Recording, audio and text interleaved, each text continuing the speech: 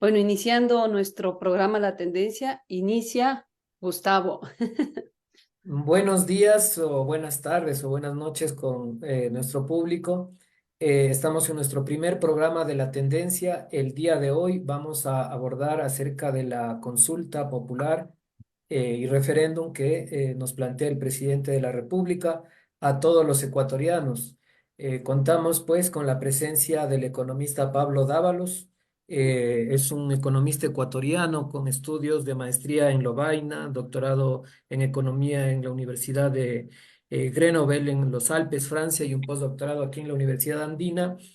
Y además, pues es, como le decía, extra micrófonos, un amigo de la casa, un amigo de las organizaciones sociales, siempre dispuesto a hacer este trabajo de asesoría y de su punto de vista intelectual muy importante. Y asimismo tiene una trayectoria importante en lo que es el ámbito político. Fue candidato a la alcaldía de Quito por el movimiento Pachacuti, que es un movimiento de tendencia, como le creemos y le hemos llevado a nuestro programa La Tendencia, un programa en construcción justamente para tratar de tener esta especie de guía de algunos pensamientos, algunas críticas de voces que son interesantes aquí en nuestro país en los ámbitos de la política nacional.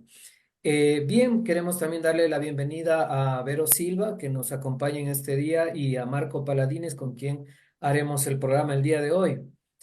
Antes de este abordaje, estimado Pablo, hoy por hoy nos amanecimos, creo que hace 2 días, si no me equivoco, con una noticia un poco lamentable, curiosa de lo que está sucediendo con nuestro primer mandatario. Justamente hay un medio, El Debate, que es un medio aparentemente no tan prestigioso, pero que tiene una trayectoria desde 1910, y un periodista de investigación que ha dado una noticia respecto a ciertos comportamientos del presidente de la República que pues ocasionaron el reclamo, aparentemente, digo, porque todavía se tejen muchas versiones sobre esto y no sabemos qué realmente ocurrió. Pero más allá de eso, un poco nada más como introducción, Pablo, no sé qué opines tú, la imagen que da el presidente. Eso es lo fundamental, todos lo hemos hecho en algún momento. No es un tema que trascienda, o ¿qué opinión tienes tú al respecto de este polémico tema? Bueno, primero que todo, un saludo muy cordial a todas las personas que nos acompañan en este espacio. Un saludo muy cordial, Vero, Gustavo, Marco, en diferentes partes del mundo. Mira lo que es la tecnología. Ahora nos permite integrarnos, discutir sobre la realidad en diferentes partes del mundo. Con respecto a la noticia, Gustavo, es preocupante realmente porque es el presidente de la República y en consecuencia es el nombre de la República del Ecuador, es el nombre de la ciudadanía a la que el presidente a su vez tiene que representar. Esperemos que se aclaren todos estos entredichos de una lamentable actitud del presidente de la República, Daniel Noboa, en España, de acuerdo a las informaciones recibidas. Esperemos que Cancillería aclare lo sucedido, aunque ya hay un primer pronunciamiento que niegan absolutamente todo tipo de plausibilidad a este hecho denunciado por un medio de comunicación español. Pero en todo caso, seamos prudentes y vayamos al centro de la atención, al centro de lo que vive el país. En este momento hay un fuerte conflicto social producto de una radicalización del extractivismo, sobre todo en comunidades en la provincia de Cotopaxi, ¿no? Pero también en Morona, Santiago y en otras provincias del país. Y aquí es interesante indicar que es la primera vez que tenemos nosotros ya noticias concretas donde los derechos mineros, las concesiones mineras pertenecen a empresas de grupos económicos relacionados de manera directa con el presidente a través de su padre y de su tía, por lo que tenemos ya un ejercicio corporativo de la política, ¿no? Y eso me parece muy preocupante y es eso, creo yo, lo que debería constar en primera página, porque de aquí en un mes aproximadamente estaremos de vuelta a las urnas para votar por una consulta popular, que es Sí. lo que nos llama justamente a este espacio. En consecuencia, querido Gustavo, Ujú. seamos prudentes con esta noticia y concentrémonos en lo fundamental. Ok, justamente hablando del tema de la consulta popular, el 21 de abril está convocada ya justamente para que los ecuatorianos y ecuatorianas acudamos a las urnas. Y aquí es justamente donde nos queremos adentrar, Pablo. ¿Tú crees que esta consulta es en primer lugar pertinente? Digamos, se convoca sobre la base de solventar algunas necesidades y algunos cambios. eh, Constitucionales, legales, que realmente ameritan un rumbo distinto. Hoy por hoy, que tú lo has dicho, hay una crisis fundamental en el país. La consulta popular es pertinente, el gasto que se va a efectuar en la consulta es necesario. Recordemos, son 11 preguntas, 5 de ellas de referéndum. Esto significa que entrarán de manera directa a reformar normativas constitucionales y las otras 6 son justamente que tienen que ver con tema de plebiscito o consulta popular, como se le dice propiamente, y en donde se hacen algunas reformas, especialmente en el ámbito penal. ¿Cómo le ves tú un poco para diseccionar, digamos, en estos dos elementos, el referéndum, la consulta popular y el entorno, si es que realmente hay una significativa importancia de llevar a cabo esta consulta de 60 millones de dólares al pueblo ecuatoriano? Primero que todo, estimado Gustavo, y para todas las personas, hay que situar el contexto de la consulta. Y ese contexto está dado por la transición política, es decir, el gobierno de Daniel Noboa ha sido electo para llevar adelante la transición. ¿Por qué? Porque el gobierno de Guillermo Lasso no pudo terminar su periodo. Tuvo que convocar a una muerte cruzada antes de ser enjuiciado políticamente por la Asamblea Nacional y que ese juicio político luego se convierte en un juicio penal producto de su relación con el crimen organizado, producto de su relación con el narcotráfico. En consecuencia, estamos viviendo, si tú quieres, un contexto determinado por la transición política. No es un gobierno de 4 años, que son lo que duran los gobiernos presidenciales, es un gobierno de año y medio. Y lo primero que nosotros podemos apreciar es que cuando llega Noboa al gobierno, logra construir un pacto de gobernabilidad. Un pacto de gobernabilidad con las principales fuerzas políticas de la Asamblea Nacional, fundamentalmente la Revolución Ciudadana, que se pretende un partido progresista y de centro izquierda, el Partido Social Cristiano, que es un partido de derecha, y los asambleístas propios del gobierno de Daniel Noboa. Gracias a este pacto de gobernabilidad, el gobierno logra en los primeros meses, noviembre y diciembre, la aprobación de 2 leyes económicas urgentes que, curiosamente, eran leyes que ya había intentado aprobar Guillermo Lasso y que en ese momento fueron rechazadas por la Asamblea Nacional. Y a partir de enero se produce un evento que me parece interesante y es ese evento de falsa bandera, por así decirlo, en donde un grupo delincuencial se toma las instalaciones de una televisión pública, que es TC Televisión, y a partir de eso el gobierno decreta el conflicto armado interno, es decir, la guerra contra el crimen organizado, y el escenario de guerra es el escenario que le permite a Noboa posicionar la consulta popular, ¿no? Todo el andamiaje discursivo, el conjunto de leyes tienen como telón de fondo, como sustrato, el escenario de guerra en contra del crimen organizado. Esto nos permite establecer que el crimen organizado es parte de la ecuación política. El crimen organizado no está ni en contra ni a favor, sino que forma, si tú quieres, un elemento constitutivo, es una variable de la ecuación política de este momento. Ha sido incorporado en la ecuación política.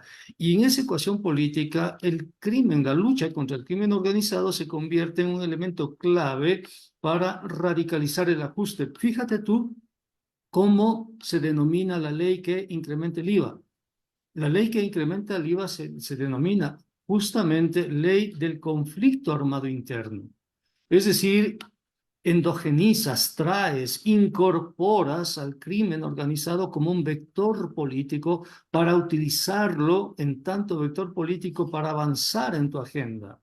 Justo por eso, la consulta popular se apalanca, se asienta en el crimen organizado. Si no existiera el crimen organizado, sería una consulta que estaría en el vacío. Y justo porque se asienta en el crimen organizado, las 6 preguntas que tienen que ver con reformas al Código Orgánico Integral Penal, con reformas a la Ley de Extinción de Dominio, entre otras, son leyes que tienen que ver con el conflicto armado interno contra el crimen organizado. Y son sobre ese vector, sobre esa variable, se construye la legitimidad de la consulta en un contexto de transición política. Es decir, el gobierno de Noboa hace lo que no han hecho ningún otro gobierno, ¿no? Trae al crimen organizado y lo convierte en vector, lo convierte en variable política, lo incorpora a su ecuación. Gracias a eso logra una enorme popularidad.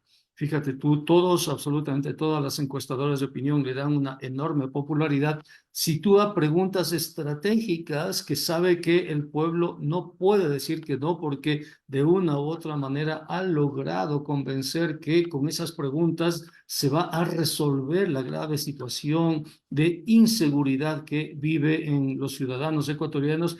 Y sobre ese núcleo que tiene como vector al crimen organizado, estructura 3 preguntas claves, creo yo. La una pregunta tiene que ver con la flexibilización laboral. Y ahí le engaña al pueblo ecuatoriano al indicar que si el pueblo ecuatoriano vota por esa pregunta habrá más empleo, cuando es todo lo contrario, es la precarización del empleo existente. Sobre eso también sitúa una propuesta para que los laudos arbitrales se reconozcan y poder eliminar ese límite que se tiene con el artículo 422 de la Constitución que prohíbe esos laudos arbitrales. Y una tercera que desmantela la Constitución al crear lo que se llaman judicaturas especializadas, ¿no? Porque ya los jueces constitucionales ya no serían jueces de garantías, pues serían jueces más sectoriales, si se quiere, ¿no? Es decir, avanza en su proyecto, pero con un vector clave. En otras palabras, si el crimen organizado no existiese, no habría consulta, no habría este proceso de transición. El gobierno, si no hubiese el crimen organizado, tendría que inventarse el crimen organizado, porque suscita mucho apoyo, suscita mucha convocatoria, suscita mucha convergencia, y el crimen organizado le otorga capital político al gobierno de Daniel Noboa. Y sobre ese capital político estructura la consulta. Entonces, esta consulta, mira tú, tiene al crimen organizado, tiene a Fito, tiene a esos grandes delincuentes como los operadores reales de la política, Y como los una pregunta, operadores de esa Pablo. política. Justamente creo que coincidimos en este tema de que es el crimen organizado o esta problemática de la seguridad la que apalanca todo esto, pero ¿hasta qué punto le puede servir al gobierno esta situación? Digo, incluso más allá de la consulta, vemos que ya está pesando el tema del 15% del IVA, el tema del no acertar en las políticas económicas, el tema de que el desempleo se reconoció por parte de la ministra de Trabajo, más allá de la propaganda que hacen de los 50.000 empleos juveniles, han desaparecido 84.000 empleos reales. Y esto lo refleja justamente las instituciones, tanto el IES, los contratos de trabajo que se tienen que legalizar en el ministerio, ha provocado en menos de un mes de algunas, digamos, encuestadoras de que pierda 11 puntos y en menos de un mes es bastante. Entonces, esa era una pregunta que hasta qué punto puede este discurso de la seguridad ser suficiente como para mantenerse por un lado y por otro seguir mandando una serie de programas que quizás gobiernos neoliberales en años no lo han podido hacer. Sí, efectivamente, en poquísimo tiempo ha logrado la aprobación de, creo que 4 o 5 leyes económico urgentes que tienen que ver con la radicalización del modelo neoliberal. Y esto nos lleva a otro contexto, y es que, mira tú, se incorpora un vector en esta consulta que es el crimen organizado, pero al mismo tiempo se excluye otro vector que es la oposición política. Es decir, nosotros estamos en un contexto donde el gobierno de Noboa no tiene oposición política, al menos dentro del sistema político. Si ha logrado aprobar todas esas leyes es porque tiene un pacto de gobernabilidad. Y resulta que el movimiento más fuerte en la Asamblea Nacional es precisamente el movimiento de la Revolución Ciudadana. Y la Revolución Ciudadana, con más de 50 asambleístas de un conjunto de 137, no ha logrado parar las derivas de radicalización neoliberal, no ha impedido que el crimen organizado se convierta en vector político, o sea, no ha hecho oposición, no ha hecho fiscalización y, lo más importante, no se ha convertido en un sujeto que permita llevar la oposición política a la consulta popular. Si tú revisas los movimientos que se han inscrito para la consulta popular, de los 6, 7 movimientos, los 6, 5 de los 6 son de derecha. Hay un movimiento que se ha inscrito para 2 preguntas y el único movimiento que se ha inscrito para el no en las 11 preguntas es el movimiento Pachacuti, pues, ¿no? Tú no le ves ahí a la Revolución Ciudadana como un sujeto activo, como un sujeto que permita definir la transición política. Entonces, ahí, ¿qué es lo que tenemos? Una dialéctica, si tú quieres, de inclusiones y exclusiones en función de estrategias políticas y de cálculos. Se incluye al crimen organizado como vector y se excluye al sistema político. Por eso tú puedes ver que el presidente de la República tiene que tomar decisiones, pero llega un punto donde ya no puede extenderse más. Estira los pies hasta donde le dan las sábanas y ese punto tiene que ver con la eliminación del subsidio a los combustibles. ¿Por qué no firma lo que ya tiene en su escritorio, que es la eliminación del subsidio a los combustibles? Por justamente, si tú quieres, el límite que está dado por la resistencia social. Él sabe que si firma eso, le va a pasar lo mismo que le pasó a Lenín Moreno y lo mismo que le pasó a Guillermo Lasso en octubre de 2019 y junio de 2022, respectivamente. Pero en cambio, radicaliza, si tú quieres, la agresión minera, radicaliza el extractivismo, radicaliza las concesiones. Va a Canadá, se presenta en el Foro Minero de Canadá y hace acuerdos, ¿no?, por alrededor de 4.800 millones de dólares. ¿Por qué? Porque si hace acuerdos por 4.800 y viene acá, hay algo que se conoce con el nombre de derechos mineros, que es realmente lo que valen.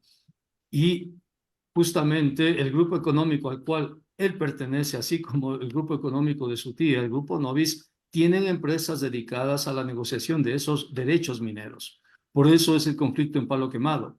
No es tanto la cuestión, si tú quieres, de llevar adelante la extracción, sino de posicionar esa extracción, de concesionar los territorios mineros para luego vender esos derechos mineros.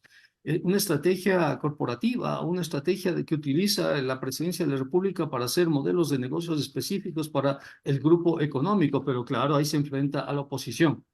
Y fíjate tú la importancia de Palo Quemado con la consulta popular, ¿no? Digamos que en Palo Quemado la resistencia social logra frenar, si tú quieres, el derecho minero, ¿no? Y todo lo que significa. ¿Qué va a pasar? Que esta empresa canadiense, esta empresa minera canadiense, si se aprueba la pregunta que tiene que ver con los laudos arbitrales, le puede demandar al país por no haber llevado adelante el proyecto minero, ¿no? En este caso en Palo Quemado. Al no haber llevado adelante porque no tenían la seguridad jurídica, porque el Estado no supo garantizar la seguridad jurídica, inmediatamente le proponen un juicio y un laudo arbitral que, si sumas todos los proyectos mineros, son laudos arbitrales de alrededor de 4.800 millones de dólares. Y eso significa que el Grupo Noboa gana por las dos partes, ¿no? Gana si lleva adelante la concesión minera porque vende el derecho minero, porque ya esta es una concesión en marcha, y gana también si se cierra esa concesión, porque pueden presentar una demanda en contra del Estado. Por eso, fíjate tú, ya han previsto en el presupuesto del Estado pagos por laudos arbitrales, 1.700 millones de dólares, ¿no? Justamente para eso. Es decir, el Grupo Noboa no pierde, el Grupo Novis no pierde, gana por todos los lados. Si se abre la mina, gana, y si se cierra la mina, también gana. Y eso está en juego en la consulta. Pero para que eso esté en juego en la consulta, es necesario convencerle a la gente que vote por la consulta, pues. ¿Y cómo le convences? Con un espantapájaros. ¿Cuál es el espantapájaros? El No, crimen. el Y por espantapájaros eso, es quizás, crimen Pablo, organizado. Y quizás, Pablo, por eso interesante también la estrategia con la que vamos a enfrentar este no en la consulta. Porque, digo, si empezamos a analizar pregunta por pregunta y por qué no la pregunta uno o dos, quizás también caemos en la trampa del gobierno. Entonces, creo que el mensaje o la estrategia, cómo se debería enfrentar es cómo esta consulta sirve como, di tú, un comodín político, como tú también lo mencionabas, para posicionar la estrategia económica de un grupo, ¿no? En este caso, un grupo oligárquico, como bien vemos cómo funciona, que está prácticamente atrás de los intereses del Estado y usando toda la estructura, pues, para favorecer sus negocios. Y ahí yo te digo, ¿qué estrategia estaríamos pensando desde las organizaciones sociales? Tú que tienes, pues, hay algunas conversaciones con Pachacuti, con la CONAIE. ¿Hay posibilidades de que se pueda ampliar esto que nos estás comentando con otras organizaciones? Porque parece ser que no estamos tan conscientes del problema que podría ser un triunfo de esa consulta. Mira, yo creo que en la sociedad ecuatoriana se va a producir, de hecho ya se está produciendo en estos días, justo en estos momentos, una transición política. De una parte tenemos lo que Gustavo había propuesto, que es la mala imagen del presidente. Esa mala imagen repercute negativamente sobre la palabra, la credibilidad, la popularidad del presidente. De otra parte tenemos los eventos de palo quemado que le permiten a la sociedad tener otro tipo de referentes para construir su discurso y su apreciación, pero el evento clave va a ser la primera semana de abril, cuando los ciudadanos tengan que pagar el 15% del IVA. Ese va a Mm. ser el evento clave, ese va a ser el garrotazo, porque de pronto el ciudadano que pagaba un almuerzo de $3, de $3.50, de pronto ese almuerzo de un día al otro le va a costar $4. Y su ecuación ingreso-gasto se ve afectada abruptamente. Dos en punto. Es un garrotazo que va a recibir todo el pueblo ecuatoriano, y además en un contexto donde no hay empleo, en un contexto donde no hay obra pública, en un contexto donde la inseguridad sigue campante y la seguridad no ha sido garantizada. Ahí el ciudadano va a empezar a reflexionar de otra manera. Y si Mm. además de eso el ciudadano ve que hay otros sectores sociales que le dicen, oye, reacciona, lo de la consulta es una trampa, ahí se produce un clivaje en donde la consulta y el referéndum se transforman en plebiscito. Ese clivaje es el que hay que empujar. ¿Qué es lo que ocurrió con Porque, Lazo, ¿no? ¿Qué es lo ya, que ocurrió con la porque si la consulta? consulta y la consulta se transforma en plebiscito, entonces ya no tienen nada que ver los contenidos de las preguntas, absolutamente nada que ver. Exactamente. Y el posicionamiento del pueblo va a ser a favor o en contra del gobierno y las circunstancias concretas que vive el gobierno. En otras palabras, el ciudadano, la ciudadana va a manifestar y va a decir, o sea, yo no quiero seguir pagando el 15%, pues, del impuesto al valor agregado y que disminuyan mis recursos. Y le va a convertir al gobierno en el responsable directo de esta situación. Un gobierno además caracterizado por un presidente inmaduro que le hace quedar mal al país, y un presidente que no le importa utilizar el ejército de manera corrupta y la policía no para defender a la población del crimen organizado, sino para defender sus intereses mineros, ¿no? Y que agrede a poblaciones en los territorios, ¿no?, que han sido concesionados a la minería sin considerar la consulta libre, previa e informada, ¿no? Eso podría constituirse en un plebiscito. El momento en el que se constituye en un plebiscito ya son otros los criterios, y es otra, si tú quieres, la lógica de la consulta. O sea, porque si tú vas en esa transición donde el referéndum y consulta se transforman en plebiscito y le explicas al pueblo los contenidos de las preguntas, ahí evitas el clivaje. Ahí te conviertes, si tú quieres, en un jugador más del gobierno, porque el gobierno quiere impedir que esto se convierta en plebiscito. Porque si se convierte en plebiscito, el gobierno pierde. Pierde, pierde. Pablo, Sí, Marco. hola Pablo, ¿qué tal?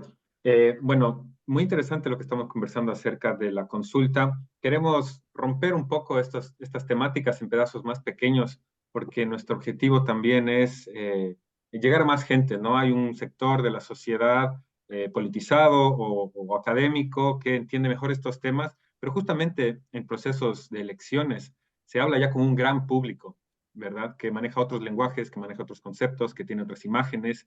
Entonces, un poco para entrar en esa visión, en ese terreno un poco más amplio, y poner en ese contexto más amplio y que gane así, digamos, el análisis tan interesante que estás compartiendo con nosotros y nosotras, quiero referirme a algo así como sería el largo plazo, ¿no? ¿Cuál es la estrategia un poco a largo plazo de Novoa en particular, pero de los grupos a los que representa, digamos, a sus facciones, a sus eh, espacios sociales, a sus clases sociales?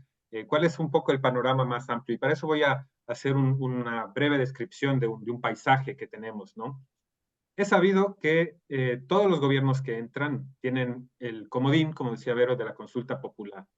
Viene un nuevo gobierno, pasan unos meses y vienen siempre preguntas de consulta popular que caen en contextos específicos, particulares, pero casi siempre es la intención de que cuando un presidente gana, lo hace con una mayoría, así sea con poca diferencia, pero lo hace con una cierta mayoría que le proporciona una legitimidad después de las elecciones. La gente ha votado por tal proyecto. Y por ende, extendiendo un poco esa legitimidad, se intentan empujar estas consultas populares, ¿no?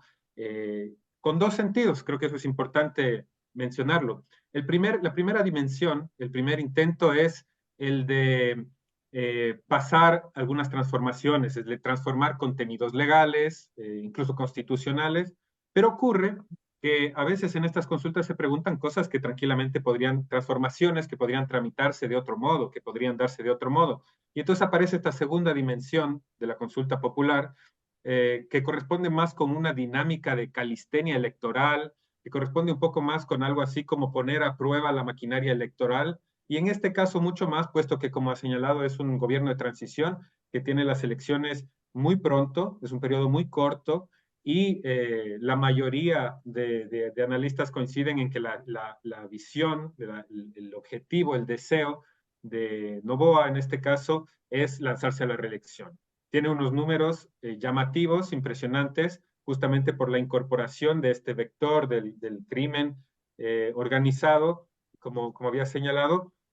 Pero ahí hay dos cosas y estas son mis preguntas, ¿no? Que en este escenario de que vienen elecciones, que tanto ya se han anticipado precandidaturas, es decir, que ya se comienza a dirigir toda la energía política hacia allá, ¿no? En ese contexto y con Novoa calentando, haciendo un entrenamiento, calentando motores para lo que puede ser más adelante un proceso electoral, ¿no? Con otras características, porque no se vota aparentemente sobre personas, pero existe esa posibilidad de que se convierta en un plebiscito, como has mencionado.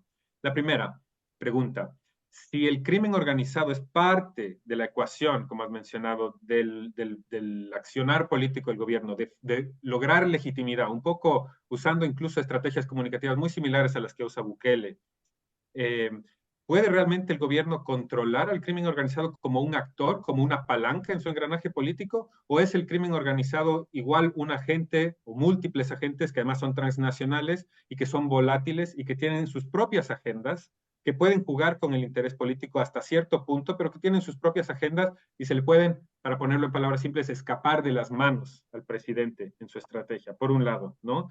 Y por otro lado, ¿hasta qué punto este efecto de alta popularidad del presidente no puede estar comenzando a caer justamente por la serie de eventos que has mencionado?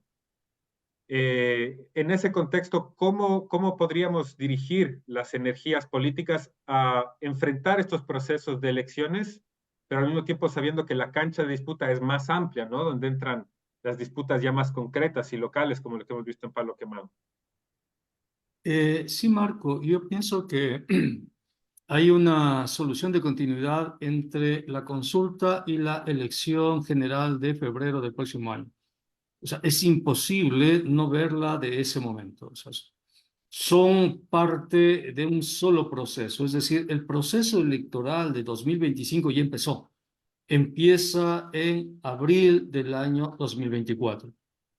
¿Cuál es el objetivo? ¿Por qué, aparte de consolidar las posiciones de poder que necesita Noboa, ¿no? A través de la consulta, lo que hablábamos, el proyecto específico de las élites, de la precarización del trabajo o la intención que tienen el grupo exportador bananera Noboa, Novis, entre otros, de empezar a cobrar los derechos mineros o los laudos arbitrales si no se ejercitan esos derechos mineros?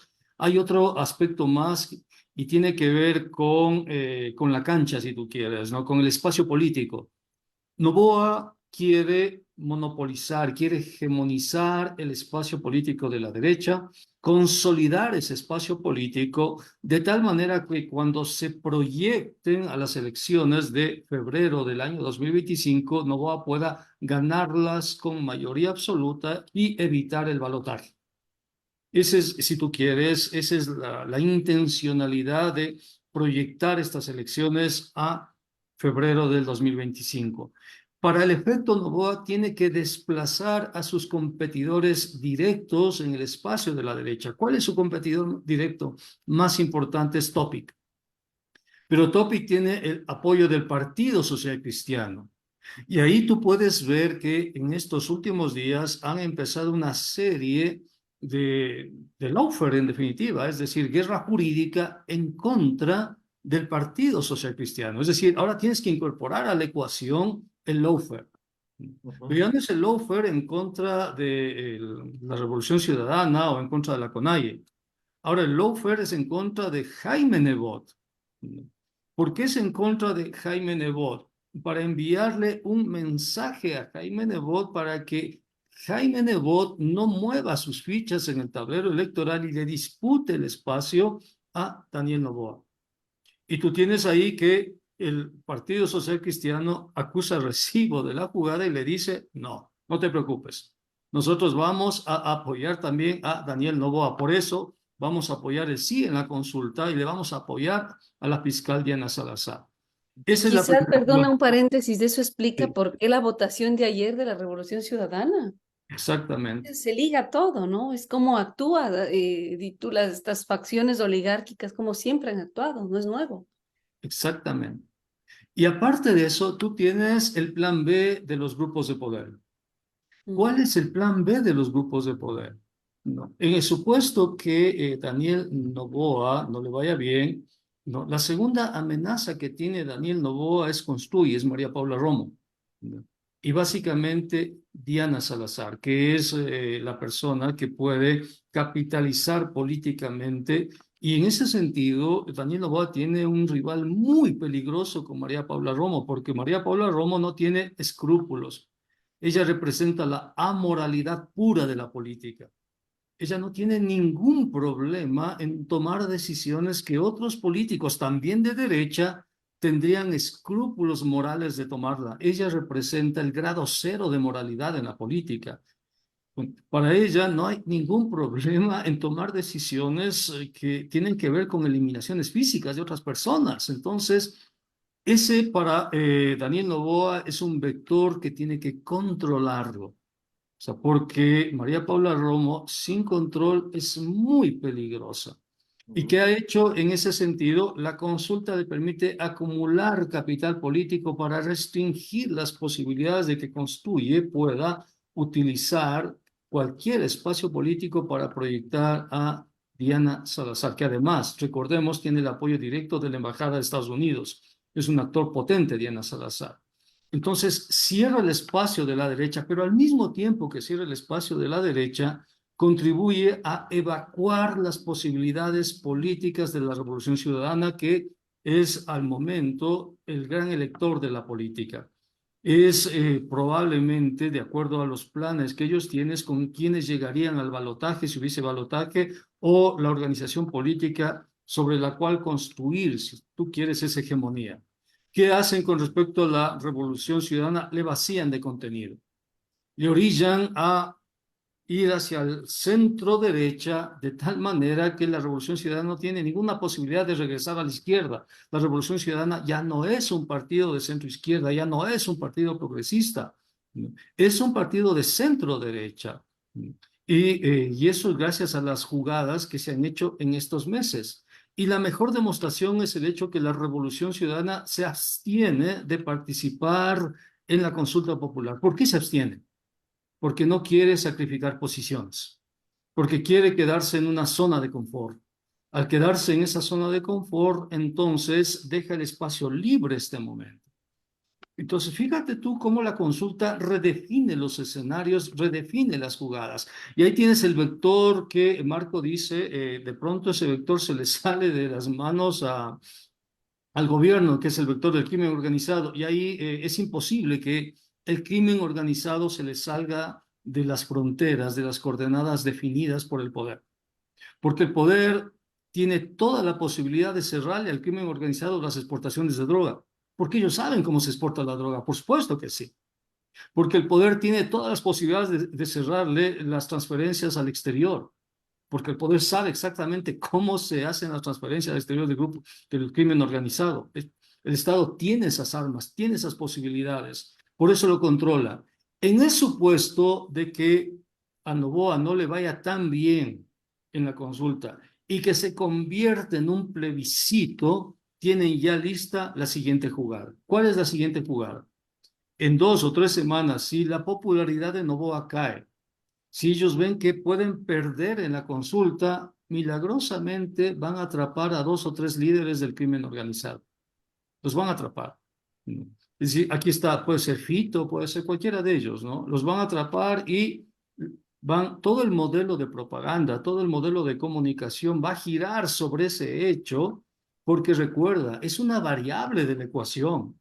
El crimen organizado no es una ecuación, es una variable y tú controlas la ecuación, tú defines la ecuación y en tanto variable nunca se te va a salir de la ecuación, jamás. ¿No? Entonces no hay ninguna posibilidad que se pueda desbordar, si tú quieres, y pueda generar efectos no deseados, porque ya la ecuación está construida, porque ni siquiera forma una variable aleatoria de esa ecuación, es una variable definida, es una variable controlada, la del crimen organizado, ¿no? Porque ellos saben cómo controlarla, pues. En Y consecuencia, Pablo, yo quisiera estamos preguntarte definiendo, algo. sí, Perdón, ¿ibas a terminar la idea? Sí, ¿Te sí, corté? estamos definiendo ese ciclo político que decía Marco, ¿no? La relación que hay entre las elecciones de abril con las elecciones de febrero de 2024 y 2025 respectivamente. Ok, yo lo que decían, un poquito tomando las ideas que señalaba Marco, hasta qué punto desde la izquierda, por ejemplo, uno de los intereses también ha sido dar cuenta de esta de esta estructura, ¿no es cierto?, que le da vida a estos grupos de poder y que lamentablemente parece ser que si no tomamos acciones, somos una pieza más, ¿no? Como lamentablemente le está ocurriendo de toda la Revolución Ciudadana, como le ocurrió aparte del Pachacuti en el periodo anterior. Es decir, cuando no tenemos claridad desde la izquierda y desde las organizaciones sociales al enemigo con quien nos estamos enfrentando. Por ejemplo, ahora tú mencionabas a María Paula Romo, así mismo como se mencionaba a Moreno, ¿no? Como estas piezas que están atrás y moviendo la estrategia, ¿no? Del poder. Yo diría que quizás son empleados de los verdaderos poderes fácticos que tenemos en nuestro país, ¿no? Y en algún momento contigo conversábamos de cómo se estructuran los grupos oligárquicos en nuestro país y hablábamos, por ejemplo, de los grupos de la costa, principalmente en Guayaquil, ¿no? Los socialcristianos por un lado, el Banco de Guayaquil con Guillermo Lazo por otro, y el grupo Noboa, que claramente vemos hoy el poder que está acaparando, ¿no? Y en Quito veíamos claramente al Banco del Pichincha con voceros como Antonio Acosta, Fidelegas y al grupo Produbanco, ¿no? Del fallecido ya Rodrigo Paz. Yo ahí te vuelvo a preguntar, Pablo, porque yo creo que la estrategia de la izquierda debe ser identificar a estos poderes y ver cómo en la imposibilidad que tienen ellos mismos de tener un proyecto de país, seguimos repitiendo estas crisis, y tú que nos ha mantenido ya más de 30 años sin poder tener salidas democráticas y salidas que nos den posibilidades también a otros grupos políticos de tener liderazgos que se mantengan en el tiempo. Entonces, cuando no tenemos la estrategia clara, prácticamente permitimos que estos grupos sigan infiltrándose como se infiltraron en el gobierno de la Revolución Ciudadana y como se infiltraron con Moreno. Bueno, ya en el caso de Lazo y Noboa, pues son los mismos jefes vamos a decir, de sus grupos, ¿no?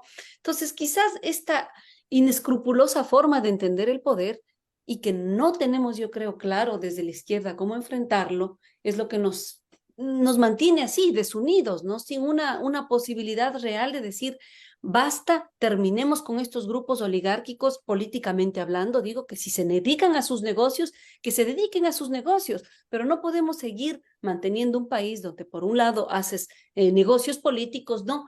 Acaparando la estructura del Estado. Es, por ejemplo, un país, decíamos, como México, Argentina, Brasil, que de alguna manera lograron romper esto. Poníamos un ejemplo, ¿no? Un Carlos Slim. Sería imposible en un país como México pensar que un Carlos Slim llegue a la presidencia. Es decir, como que la institucionalidad logró ponerle ciertos límites. ¿Por qué en el Ecuador no podemos hacer eso? ¿Por qué no los identificamos claramente? Que digo, hablar de la María Paula o hablar de Moreno sería quedarnos en las ramas y no llegar precisamente a quienes están manejando el poder en nuestro país. Sí, Vero, porque de una parte nos falta hacer un ejercicio de economía política de los procesos de acumulación de capital en el país, que nos permitan una cartografía de los grupos de poder, de las dinámicas, de las políticas y de la construcción de ese poder.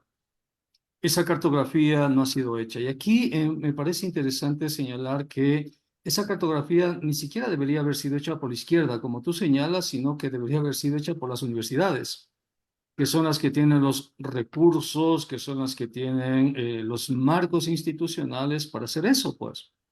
Es decir, si vas a hacer una investigación de grupos de poder, necesitas contratar investigadores, recursos para eso, tiempo para eso, que te paguen para hacer eso, ¿no? Y hacer esa cartografía del poder.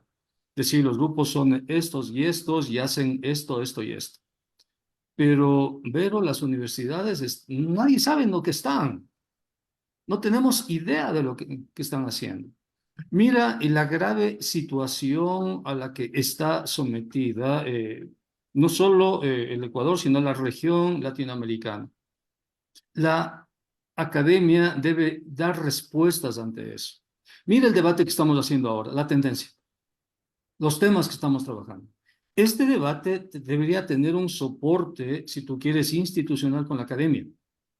La academia es la llamada a debatir estos temas. La academia es la encargada de financiar los investigadores que nos den los insumos y a poder decirte, mira, pero de acuerdo a la investigación realizada por la Universidad Central, los grupos de poder son estos, y las políticas son tales y estos. De acuerdo a la investigación realizada por la Universidad de la SUAY a nivel regional, pero no hay ver. La universidad está de espaldas a la realidad del país.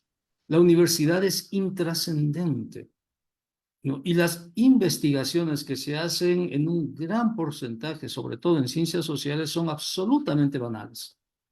Marcos es un investigador PhD en Alemania y seguramente tiene que hacer papers en inglés plagados de citas que nadie lee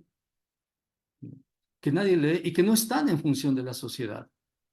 Estas reflexiones que tenemos que hacerlas, que tenemos que construirlas de manera, creo yo, democrática, fundamentada, académica, deberían tener un sostén académico que lamentablemente no existe. Ahora, eso en el caso de la universidad. Y otra cosa que tú propones cuando tú dices la izquierda. ¿Qué quieres decir con eso, Vero, cuando dices la izquierda? Tenemos de una parte la izquierda de la Revolución Ciudadana, que nació como Alianza País. Pero yo Esa no sé si ellos izquierda sean de la izquierda, Revolución no se Ciudadana, han dicho de izquierda, claro, ¿no? Ellos hablan defeccionó. de un progresismo que creo que es una forma fácil de decir, no nos queremos comprometer con las verdaderas banderas de la izquierda, ¿no? Entonces yo creo que ahí hay que también delinear eso, ¿no? Cuando uno habla de izquierda, bueno, ¿qué entendemos por izquierda? Libertad, justicia social, luchar por la democracia, y tenemos para ello una constitución, defensa de la constitución, diría yo. Y ese es un tema que también me parece absolutamente importante. Fíjate los discursos de la izquierda. La principal organización que a nivel internacional, al menos la visualizan como izquierda, que es la Revolución Ciudadana, en este momento, previos a la consulta, defeccionó para convertirse en una organización de centro derecha. La Revolución Ciudadana puede decir lo que quiera, asumirse cualquier contenido de izquierda, pero no es una organización de izquierda este momento. Quizá alguna vez fue, no lo sé, habría que evaluar también, pero este momento no es una organización de izquierda. No es una organización que esté caminando con el pueblo, que defienda al pueblo. Fíjate tú lo de Palo Quemado. ¿Por qué el bloque de asambleístas de la Revolución Ciudadana no establece este momento el juicio político a la ministra de Gobierno por Palo Quemado? ¿Por qué no proponen eso? ¿Por qué no han ido a Palo Quemado a expresar su solidaridad con los comuneros que han sido despojados de sus tierras por las concesiones mineras del presidente Noboa? ¿Por qué no están ahí? ¿Por qué votaron por la ley de turismo, que es una aberración jurídica lo que acaba de pasar este momento? ¿Por qué lo hicieron? ¿Por qué no han hecho oposición política? Fíjate tú lo que acaba de pasar. Es, El Banco Central vendió el oro del país y no hay un solo proceso de fiscalización política por la venta de ese oro del país. No hay, no existe.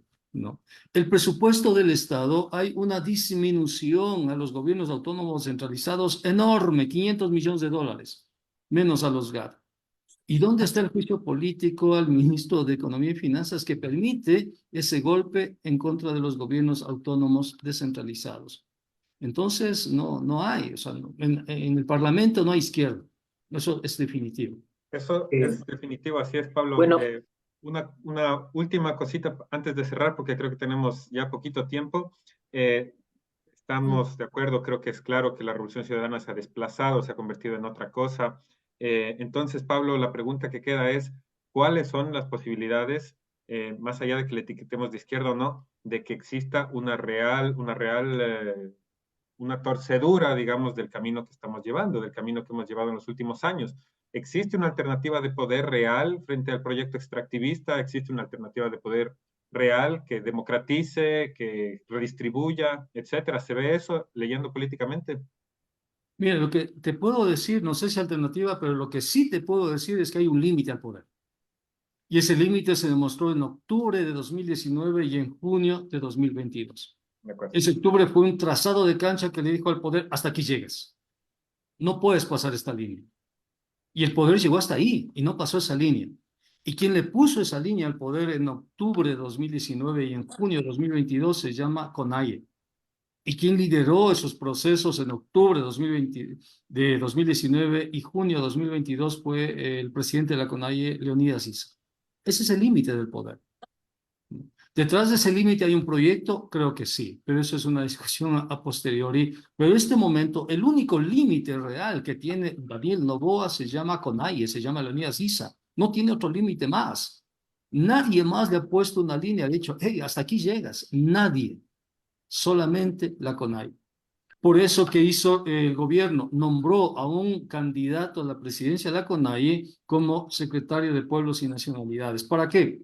Para destruir a la CONAIE, con dinero del Banco Mundial, con dinero del BID, con créditos, ¿no? Llevar adelante, no sé, un Prodepine 2, un Prodepine 3, ¿no? Empezar a meter dinero en las comunidades y romper a la CONAIE. O sea, Noboa no se pierde en eso. Noboa sabe que su enemigo es la CONAIE, no es la Revolución Ciudadana, no es de izquierda. No son los sindicatos. Su enemigo real tiene nombre y apellido, se llama CONAIE, se llama Leonidas Issa. ¿Y qué es lo que va a hacer? La va a destruir, la va a cooptar. Y para eso ha nombrado a alguien, ¿no? Que es el ex compañero de Guatemala, para que dirija la Secretaría de Pueblos. Y desde ahí han empezado a intervenir en las comunidades, a romper las comunidades. Lo están haciendo en este momento. Mientras nosotros hablamos, ya lo están haciendo. bueno, estimado Pablo y amigos, colegas que están aquí, queríamos un poco ya para ir cerrando, agradecerles por este espacio de opinión, estas importantes manifestaciones que nos ha hecho Pablo justamente del tema de la consulta popular, que tiene más allá de una base electoral simplemente, sino que obedece a ciertas afirmaciones del modelo neoliberal que quieren proyectarlas y que quieren instalarse ya dentro del régimen constitucional. Pablo nos había dicho que justamente parten de darle una categoría de vector justamente al crimen organizado como un actor político silencioso, que al ser silencioso justamente está a los intereses del poder y en ese sentido pues se ha visto y posicionado la necesidad de derrotarla y es por eso que tras esta cortina que ha levantado el gobierno se crea justo la necesidad de aparentemente mediante una consulta popular crear espacios para poderle derrotar, digamos, normativamente al crimen organizado, pero que de ahí hay tres preguntas que prácticamente vienen a instaurar un régimen más siniestro, se puede decir, como en este caso el contrato de trabajos por horas que pulveriza todos los derechos, como por ejemplo a una contratación estable, a 13º, 14º afiliación a la seguridad social y todos los derechos últimos que han quedado a los trabajadores, que tenemos que justamente también enfatizar en eso. Y otro tema que es el de los laudos arbitrales, en donde se cede jurisdicción soberana a instancias de arbitraje internacional y en donde el Estado ecuatoriano perdería millones de dólares, porque ya sabemos que estas instancias de arbitraje dominan o son dominadas por los grandes intereses transnacionales y oligárquicos a nivel mundial. En función de eso, entonces, nos ha dicho que hay la necesidad de difundir este mensaje en el pueblo y de que si es que hay la posibilidad de llevar a un plebiscito al gobierno de Daniel Noboa, hay tres aspectos como la imagen presidencial que quizás más, digamos, pegue en el lado juvenil, en donde, digamos, la prensa de alguna forma ha tratado de levantar esa imagen con una presencia casi como medieval del presidente, la esposa, la gran familia, pero que precisamente estos modelos no son tan adecuados justamente tras cámaras, tras cortinas, en donde hay actos realmente bochornosos y esto le va a afectar a la imagen presidencial. El IVA al 15% que ya se lo va a sentir en el bolsillo de todos los ecuatorianos y esta imagen del terrorismo de Estado que prácticamente si incluso le damos la posibilidad, la llave abierta para que se utilicen a las Fuerzas Armadas, en algún momento en que el pueblo ecuatoriano decida levantarse, va a tener precisamente ningún escrúpulo en utilizar a las Fuerzas Armadas en este sentido. Todo esto hace de que, digamos, la única instancia que le pone un límite al poder sea la organización social y popular.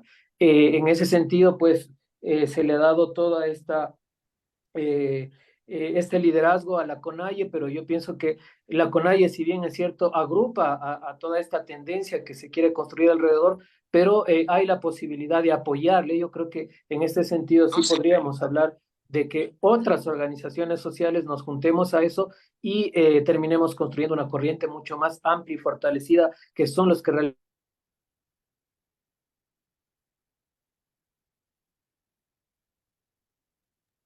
Marco.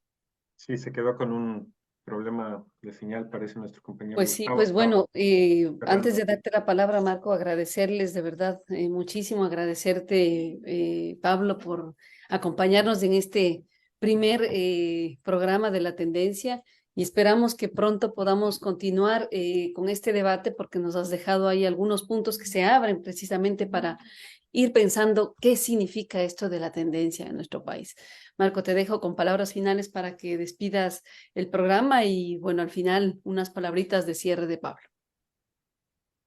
Sí, muy bien. Ante la situación crítica en la que nos encontramos, eh, con problemas surgiendo debajo de cada piedra prácticamente, parece que se confabulan los fenómenos naturales, el crimen, la inseguridad, la política de exclusión, de expropiación, de acumulación en pocas manos.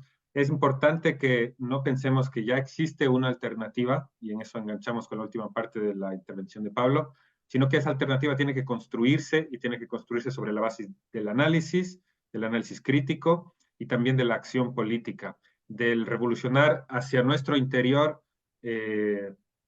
la forma en que vemos el mundo para poder revolucionar también hacia el exterior. Pablo, muchas gracias.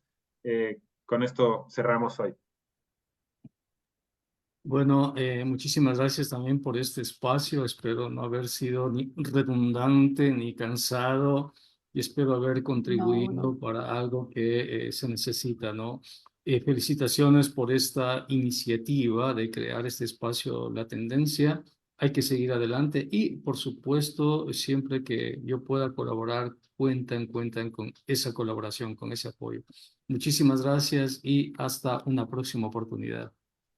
Gracias, Pablo. Hasta la Gracias, próxima. Pablo. Gracias, amigos, amigas. Chao, chao. Gracias.